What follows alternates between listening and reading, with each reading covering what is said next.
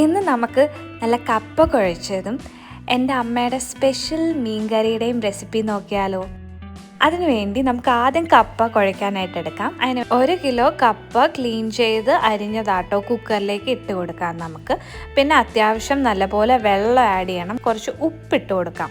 ഉപ്പ് ഇട്ട് നമുക്ക് പ്രഷർ കുക്ക് ചെയ്യാം. നല്ലപോലെ മിക്സ് ചെയ്തതിന് ശേഷം നമുക്കൊന്ന് പ്രഷർ കുക്ക് ചെയ്യാം. കപ്പ വേവുമ്പോഴേക്ക് നമുക്ക് കപ്പയിൽ ചേർക്കാനുള്ള തേങ്ങ ചതച്ചെടുക്കാം. അതിന് വേണ്ടി ഒരു 1/4 കപ്പ് തേങ്ങ ചിരകിയത് നമുക്കൊരു മിക്സി ജാറിലേക്ക് ആഡ് ചെയ്ത് കൊടുക്കാം. പിന്നെ നമുക്കൊരു 6 ഉള്ളി ആഡ് ചെയ്ത് കൊടുക്കാം, 3 അല്ലി വെളുത്തുള്ളി ആഡ് ചെയ്ത് കൊടുക്കാം, 4 പച്ചമുളക് എരിവിനും കൂടെ ആഡ് ചെയ്ത് കുറച്ച് നല്ല ജീരകം, ഒരു 1/4 ടീസ്പൂൺ നല്ല ജീരകം ആഡ് ചെയ്ത് കൊടുക്കാം. പിന്നെ ഒരു കളറിന് മഞ്ഞൾപ്പൊടി ആഡ് ചെയ്ത് ജസ്റ്റ് ഒന്ന് ചതച്ചെടുത്താൽ മതി. കൂടുതലായിട്ട് അരഞ്ഞു പോകണ്ട, ജസ്റ്റ് ഒന്ന് ചതച്ചെടുത്ത ശേഷം നമുക്കത് മാറ്റി വയ്ക്കാം. പിന്നെ ഒരു പാത്രത്തിലേക്ക് നമുക്ക് കുറച്ച് വെളിച്ചെണ്ണ ആഡ് ചെയ്ത് കൊടുക്കാം, കടുക് ആഡ് ചെയ്ത് കൊടുക്കാം, ഒരു 1/2 സ്പൂൺ കടുക്. പിന്നെ നമുക്ക് കടുക് പൊട്ടി വന്നതിന് ശേഷം കറി ലീവ്സ് ആഡ് ചെയ്ത് കൊടുക്കാം. കറി ലീവ്സ് ഒന്ന് ജസ്റ്റ് ഒന്ന് ആയി കഴിയുമ്പോൾ നമുക്ക് ചതച്ച് വെച്ച തേങ്ങ ആഡ് ചെയ്ത് കൊടുക്കാം. തേങ്ങ ഒന്ന് ചൂടായി പച്ചമണം മാറുന്നവരെ നമുക്കൊന്ന് വാട്ടിയെടുത്തതിന് ശേഷം കുറച്ച് ഉപ്പ് ആഡ് ചെയ്ത് കൊടുക്കുക. ഉപ്പ് നല്ലപോലെ തേങ്ങ അരപ്പിൽ ഫുള്ള് മിക്സ് ആവുന്ന കണക്ക് ചെയ്യണം. അതിനുശേഷം ഊറ്റി വെച്ച് വേവിച്ച് വെച്ചേക്കുന്ന കപ്പയും കൂടെ ആഡ് ചെയ്ത് നല്ലപോലെ നമുക്കൊന്ന് മിക്സ് ചെയ്ത് എല്ലാം നല്ലപോലെ ഉടച്ചു കൊടുത്തു കഴിഞ്ഞാൽ നമ്മുടെ കപ്പക്കുഴ റെഡിയായി.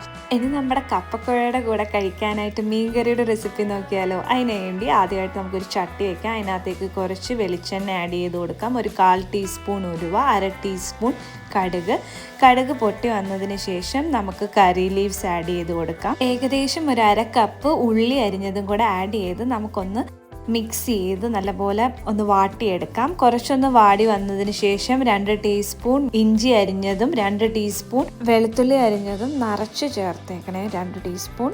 അതിനുശേഷം നമുക്കിത് നല്ലപോലെ വാട്ടി ഒന്ന് ബ്രൗൺ ഷെയ്ഡായി മൂത്ത് വന്നതിന് ശേഷം 1/4 ടീസ്പൂൺ മഞ്ഞൾപ്പൊടി ആഡ് ചെയ്ത് കൊടുക്കാം. പിന്നെ ഒരു 1/2 ടീസ്പൂൺ മല്ലിപ്പൊടിയും 4 ടീസ്പൂൺ കാശ്മീരി റെഡ് ചില്ലി പൗഡറും 2 ടീസ്പൂൺ സാദാ നമ്മുടെ റെഡ് ചില്ലി പൗഡറും കൂടെ ആഡ് ചെയ്ത് നല്ലപോലെ നമുക്ക് ഈ മസാലയൊക്കെ മൂത്ത് വരുമ്പോൾ നമുക്കൊരു 4-5 കൊടംപുളി ആഡ് ചെയ്ത് കൊടുക്കാം. കടമ്പുളിയും ഇട്ട് നമ്മളൊക്കെ ഒന്ന് മിക്സ് ചെയ്ത് എല്ലാം കഴിയുമ്പോൾ കുറച്ച് വെള്ളം ആഡ് ചെയ്ത് കൊടുക്കാം. നമുക്ക് മീൻ മുങ്ങിക്കിടക്കാവുന്ന അത്രയും വെള്ളമാണ് ആഡ് ചെയ്ത് കൊടുക്കുന്നത്. എന്നിട്ട് എല്ലാം നല്ലപോലെ മിക്സ് ചെയ്തതിന് ശേഷം ആവശ്യത്തിന് ഉപ്പ് ആഡ് ചെയ്ത് കൊടുക്കാം. പിന്നെ 1 ടീസ്പൂൺ കുരുമുളക് പൊടിയും കൂടെ ആഡ് ചെയ്യുന്നുണ്ട്.